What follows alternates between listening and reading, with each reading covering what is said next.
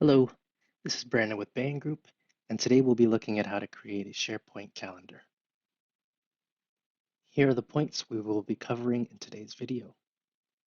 First off, what is a SharePoint calendar? Next, how to create a SharePoint calendar. And lastly, how to add events. So what is a SharePoint calendar? A Microsoft SharePoint calendar is a powerful feature that allows you and your team to manage events, appointments, reminders, etc. Not to be confused with an Outlook-based calendar, where the data is being pulled from Microsoft Outlook. A SharePoint-based calendar pulls data from a SharePoint list. Now let's begin the process of creating our SharePoint calendar. Now, since a SharePoint calendar pulls data from a SharePoint list, the first thing you'll want to do is create a list of events that you would like to be on your calendar. So here we have our demo site, which we will be using to build out our calendar. So the first thing you'll want to do is go up to this gear panel on the top right for our settings. Click that, and then we want to click into site contents.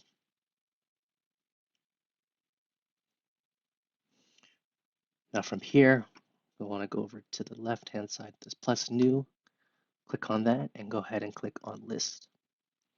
Now clicking this will give us a few options. We can either create a list using a blank list, we can import one from Excel, or we can create a list from an existing list.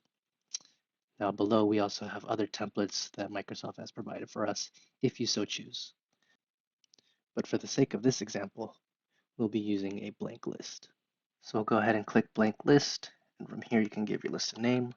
We'll go ahead and call this company events. And you can also give your list a description if you'd like. And then we'll go ahead and hit create. So from here, first we'll want to do is create our columns. So you can see here we have a title column by default. And next to that, we have the option to add a column. So we'll go ahead and click add a column. And since we're building out a calendar, we'll need to know our event date. So click on that. Go ahead and give this column a name, event date. And then if we want to view the time as well, go ahead and click include time and hit save. Now let's say I wanted to include event details. I would go ahead and add another column. Let's do in multiple lines of text. Go ahead and name this event details and save this. Now for our title column, you can either keep it as title, or in this case, I'm going to go ahead and rename this to event title. Now once we have that all saved, we have our 3 categories that we'll be utilizing to build out our calendar. The next step would be to add in our events. And we can do this a couple of ways. We can use this new button, or we can use this edit in grid view. Now the main difference between the two is if you use the new button, you can only add in one event at a time. Using the edit in grid view will allow you to add in multiple events at once, as well as edit any pre-existing events. So we'll go ahead and use this option. Now in the event title, we'll go ahead and give our event name. So let's say project deadline. And then clicking in the event date column will drop down a calendar. Let's say this event is due tomorrow. And then by default, the time is set to midnight, which you can click in here and adjust as needed. Go ahead and hit save, and now we'll add in some event details.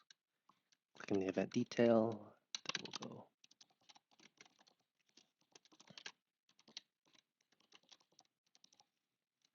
Now that you have all your information, to save your event, all you'll have to do is go back up here and click Exit Grid View. And now you'll see that your event has been saved. Now go ahead and continue and add in some more events, and then we'll go ahead and continue on. Lastly, from this calendar, you can add in new events by hovering over your desired date, clicking the new on the top right, and then you can fill out the information here. Or if you want to edit any existing events, just go ahead and double click the event. The event details will pop up and you can edit these as needed as well. And that is how you create a SharePoint calendar. Thank you again for joining me in this tips and tricks video.